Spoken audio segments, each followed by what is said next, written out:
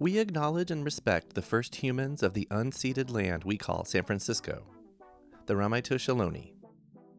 We condemn the genocide of these and other tribes across the Western Hemisphere. We honor their legacy and history, and we support rematriation and sovereignty efforts.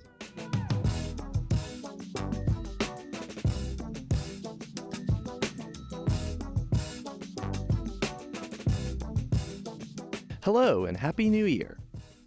Welcome to Storied San Francisco. I'm your host, Jeff Hunt. In this first episode of 2023, we'll meet Cody Frost. Cody has worked at Rainbow Grocery Cooperative for 16 years.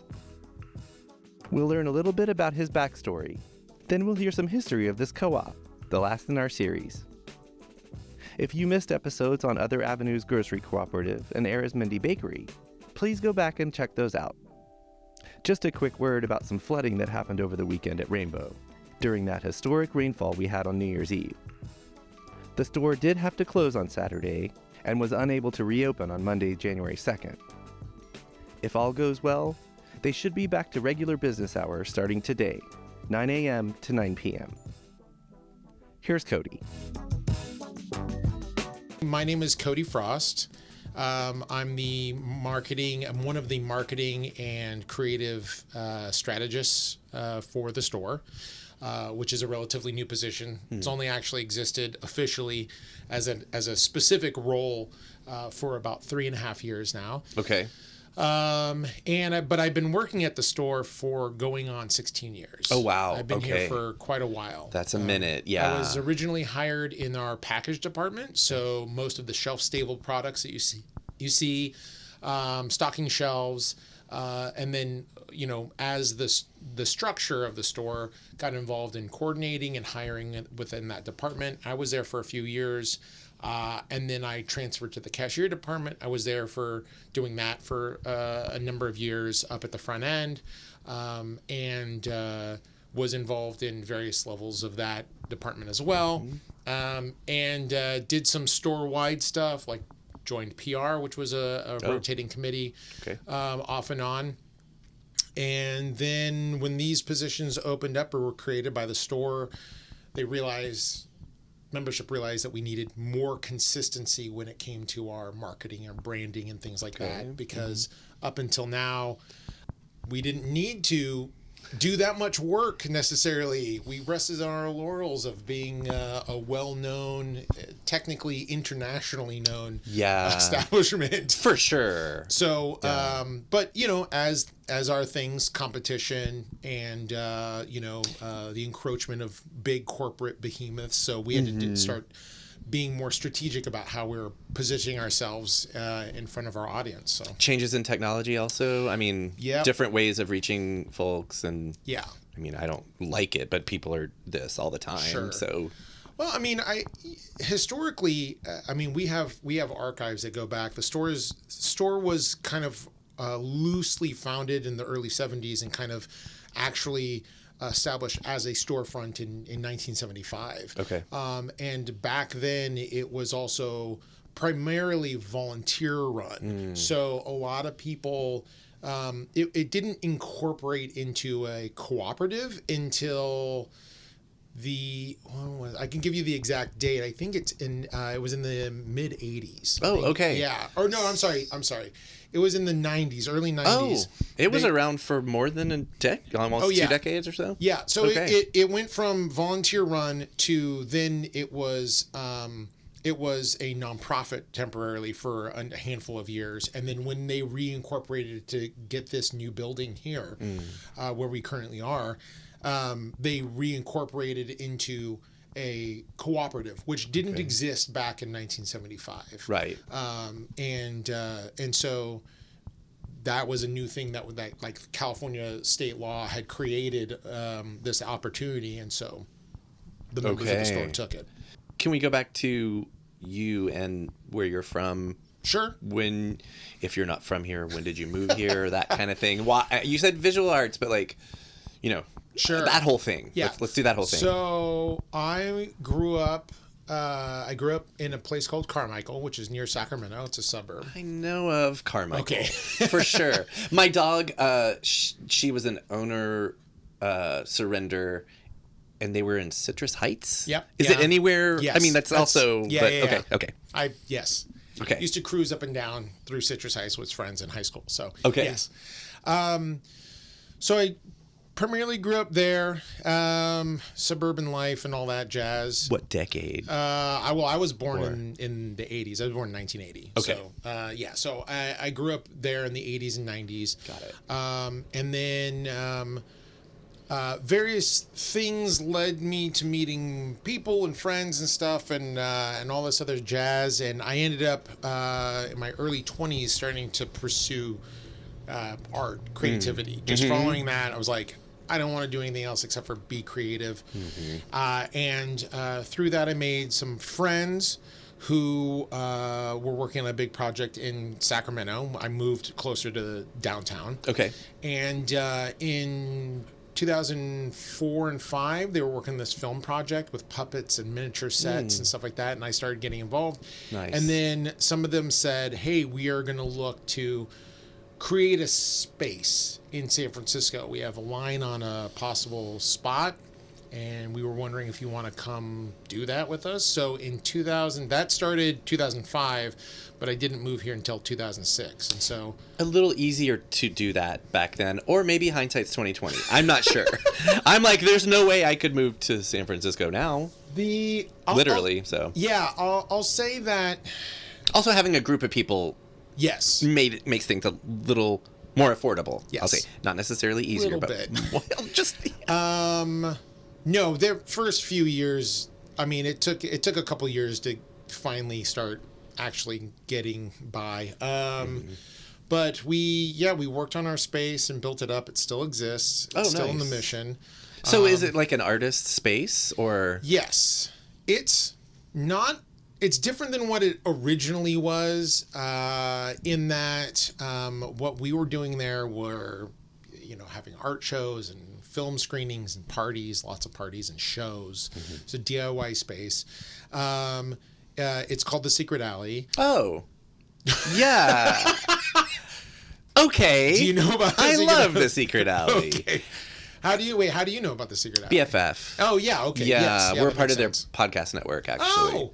Then great. Yeah. Then yes, 100%. Don't tell me you have a show on BFF. No, I don't. Okay, have that a would show be. on BFF. My mind might actually blow if that happened. I've never got onto the BFF train. Got it. Yes, I'm aware.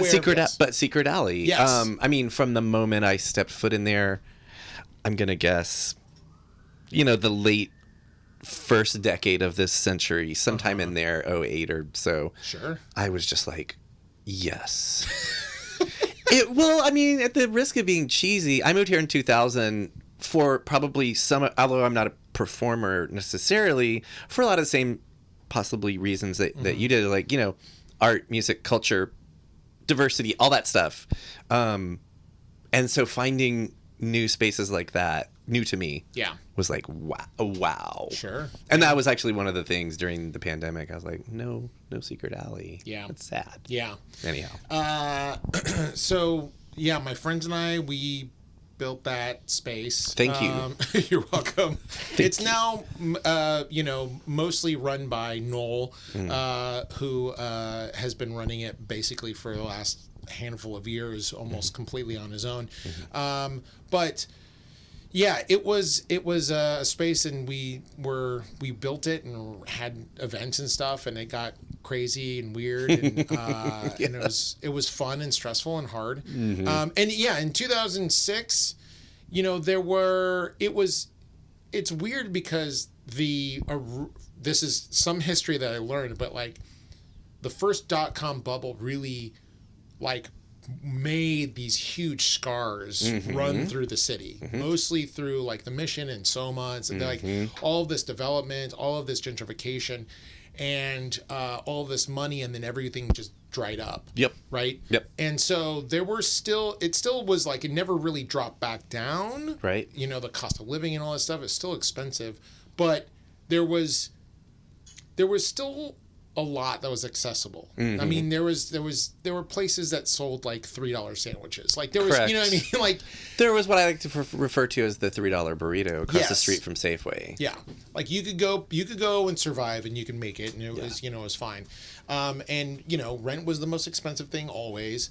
And then that obviously that's changed over many years. But yeah, back then, even though it was still after that and it was still expensive, it still hadn't dropped. It was still more accessible Right. than now. Than I think now, now right, it's, right. I'm really surprised. I don't know who's moving to San Francisco right now. either. I don't get it. I just, Yeah. especially when I see very young people here, I don't know how they're doing it exactly. I don't know if they have better paying jobs than I had when I first started working, when I started moving here, or if they're just living communal lifestyle, 7, 8 people to a place, which is Possible. Yeah. Doubtful, but possible. Yeah. Right. I mean, Can we go back real quickly Sure. because you did grow up, an hour and a half or so away. Did you come to the city much before moving here? Like how much only did you a handful know of it? times. Yeah. So Yeah. but did you have ideas about what it was like here? No. Okay, interesting. Interesting. It was like through this group that you were part of that they were like, let's come here. It was the so growing up in Sacramento, I thought about moving away and all of this stuff. And when I was after high school, I had friends who went to college in New York, and they were like, come to New York, come, and I am a person who has suffered from anxiety most of my life, if not all of my life, and could not see myself just like that was just too overwhelming. You did yourself a favor. I mean, as a fellow anxiety sufferer, I lived in New York right before I came here. Oh, and okay. I guess thankfully it only took me a year to figure out that I love it there, but it's not for me. And I had a friend who lived here. I visited. I was like, this is good. I mean, who knows what could have happened, This is if I had true. gone, of course. This is true. I think that I just like the idea of going so far away from like my family and everybody and things that are basically comforts, not and being so young, not really thinking of that I could create my own eventually. So I didn't do that, but thought about the closest place I thought of that I could move possibly, because I didn't want to move to LA, would be possibly San Francisco. It seemed interesting. It seemed like all of the narrative of San Francisco was appealing. And visited here a couple times in elementary school, and then once or twice, my teens and high school, and then early 20s. But moving to the Mission in 2006 was a hard transition for me. Okay. For sure. Okay. It was really hard. Just the growing up in the suburbs and then basically dropping myself with very little prior experience and knowledge, life skills, maybe even dropping myself into the thick of it, correct, in the Mission. That is right there. And, there was just a lot that I had to adjust to. I had to become more street smart. I had to become more aware of my surroundings. And it was also hard to see so much suffering. I mean, I know that we currently, and this has never happened, in my experience, I've never lived through this, but just the waves of people living in tent cities and stuff like that all over the country. That's not even what was happening back then. Right. There Especially on people, Cap Street. Yeah. There were a lot of people on the street. There were a lot of people doing their thing. And part of it was learning how to be safe, but also learning that whatever fear I had was not based on reality. So it's like, it was preconceived. Based on, yes, it was preconceived things. It was like, oh, actually, I found myself after a few years of living here feeling more creeped out walking around the outer Richmond in the middle of the night than I did walking through the Mission in the middle of the night. That's a really like immediate example. My example is I lived here a few years without I'm from Texas originally, and the first time I flew back was a couple of years after living here, and I had a borderline panic attack as our plane was landing because I was like, there's just vast endless fields of nothing. Oh yeah. That's not agoraphobia or whatever it is, where fear of open spaces. Yes. I had that on the plane. I was like, get me back to kind of more dense urban life. Yeah. So adjustment for myself as well. Yeah, it was interesting. I didn't realize I was what I had gotten used to, especially working with the guys at the alley. We'd be out doing stuff all hours of the night and day, walking around, and I got very comfortable just like walking up and down through the neighborhood and walking many places in San Francisco in general, just kind of all the time. Be like, hey, let's go to a place in Chinatown. We're going to go get food or drinks in the middle of the night. Okay, we're going to walk over there. It defies logic how walkable this town is. It is, it's generally it's small, walkable. Yeah, it's very walkable. It is walkable. It is walkable, and I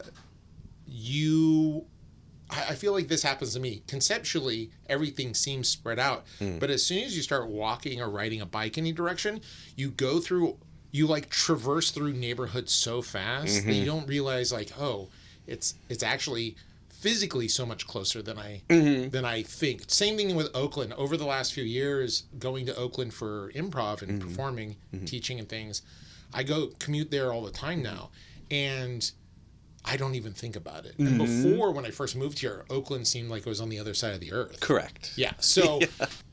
But I became more comfortable in the city and more comfortable. And I'm not a small person. Like I know I'm very cognizant of the fact that like my comfort being certain places in the city is not someone that is universal in any way. Right. So, and I've had my fair share of unpleasantries. Sure. But be that as it may, yeah, it was a big adjustment to move into such a densely populated urban environment with so many people. It was hard to see so many people struggling.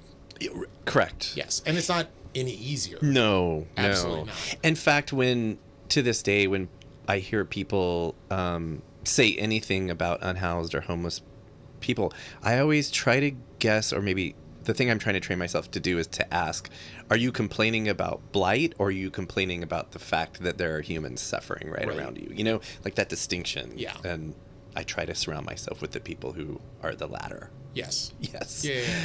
So if my math is correct, it's really rough math, but you must have started here not that long after moving here. Yeah, I originally got a job. Ariel Dovis was yes. I know Ariel. Yeah. Yep. Of course. Yep. From his mission days. Yes. Okay. Well, then that's right. You've been here for quite a while too. Yeah. Ariel was one of the guys. We built the Secret Alley together. Right. And through him, when I was trying to find work, commuting, because we got the space and we started building before I actually moved here. So every weekend I'd come from Sacramento and work for 3 or 4 days.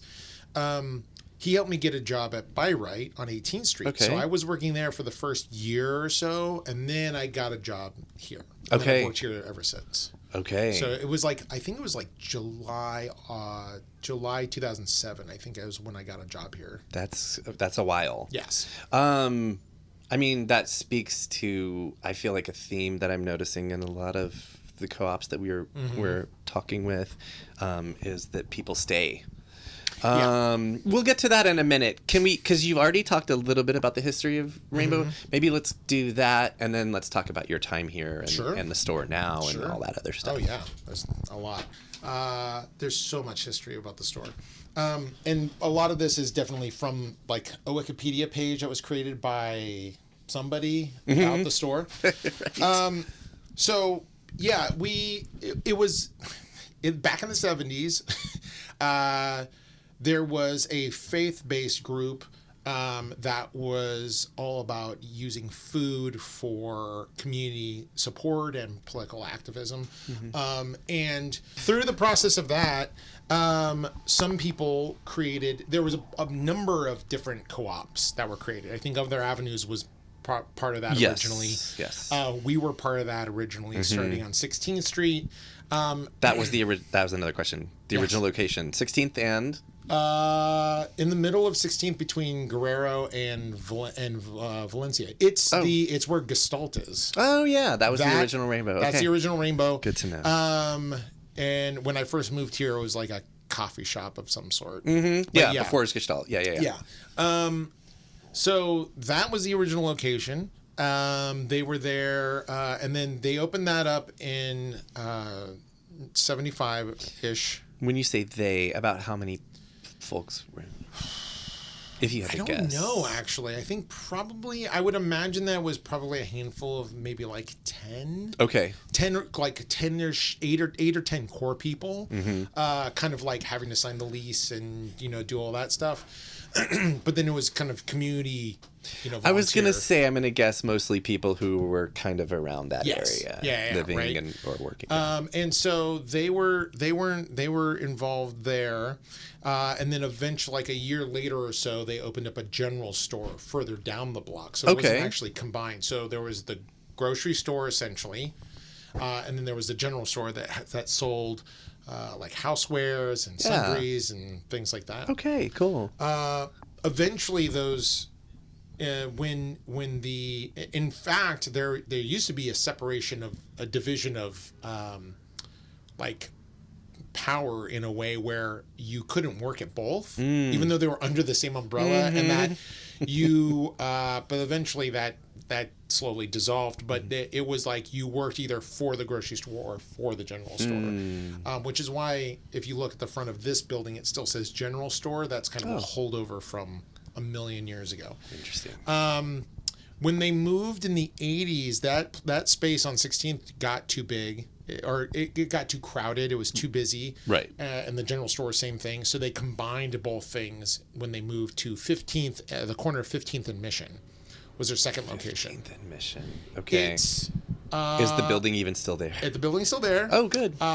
It was a WeWork place for a while. It was originally it was directly across from what used to be an old print warehouse that was on a big empty lot, but that got torn down and now is I think is low income housing. Okay. That block right there on Mission. No, wait, that's not right. That's South Van Ness. That's South. Yes, I'm thinking of that. There's too many new things. But it got torn down and something was took better, its place. That's fair to say. But the building that Rainbow's second location, that's still there. Oh, okay. That still exists.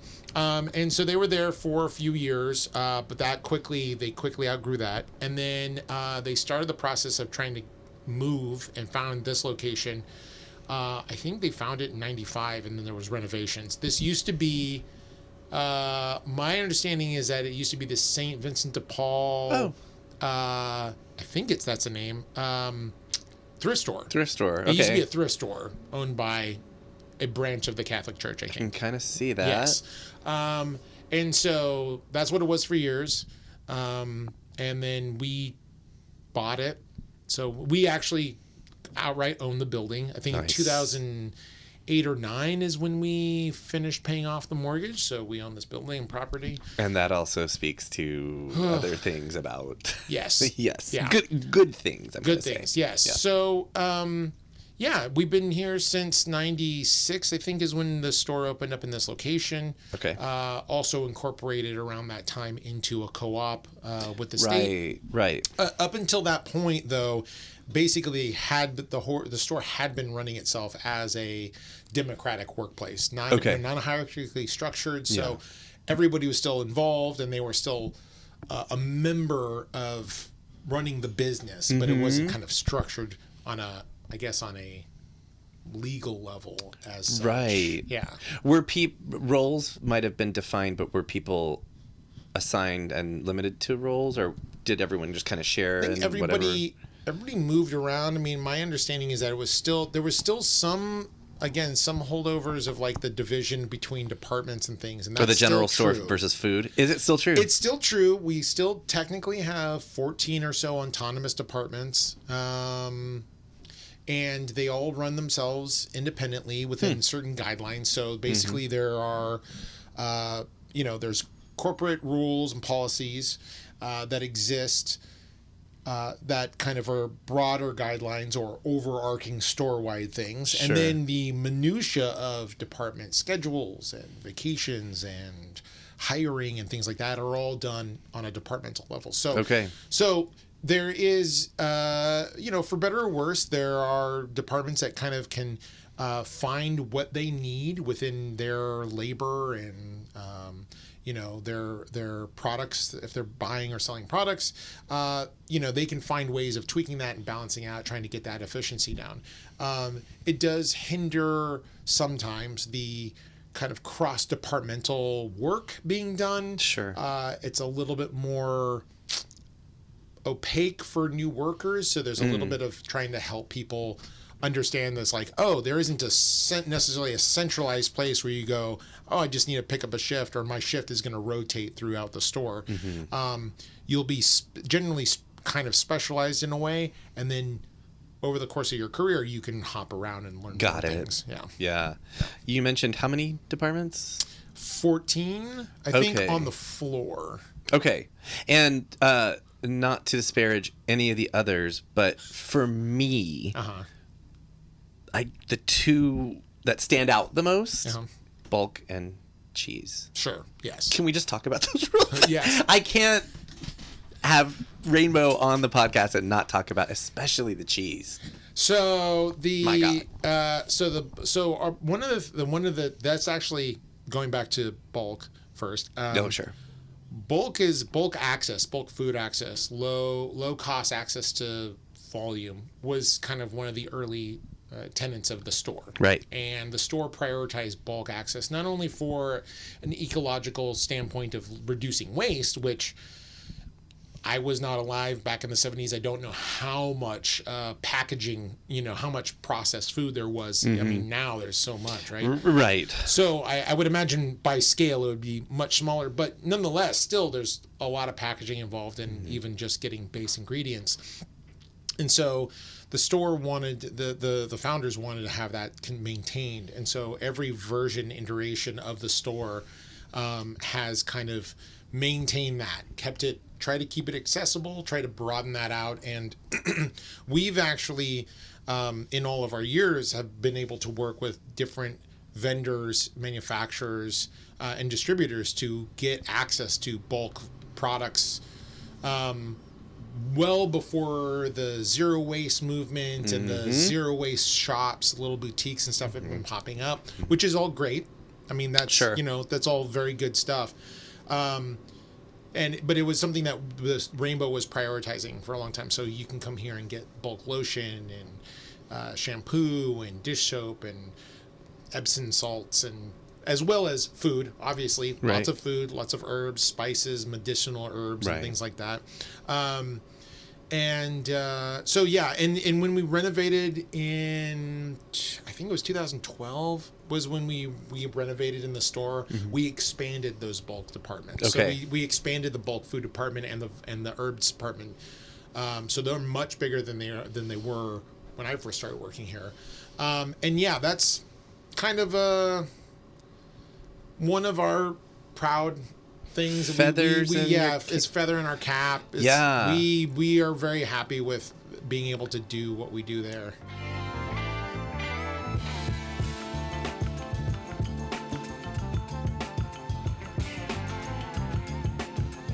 That was Cody Frost, a marketing and creative strategist, as well as being a worker owner at Rainbow Grocery Cooperative. Check back next week for part 2 on Rainbow. Music for Storied San Francisco was produced, performed, and curated by Otis McDonald. Michelle Kilfeather does original photography for us. Aaron Lim of Bitch Talk Podcast is our contributing producer. And the show is produced and hosted by me, Jeff Hunt. Now in our 5th season, we have more than 200 episodes available on our website, storiedsf.com, or wherever you listen to podcasts. If you're able to, please rate and review the show. And drop us a line at storiedsf@gmail.com. Thanks for listening. Stay strong, weird, and healthy. And we'll see you next time on Storied San Francisco.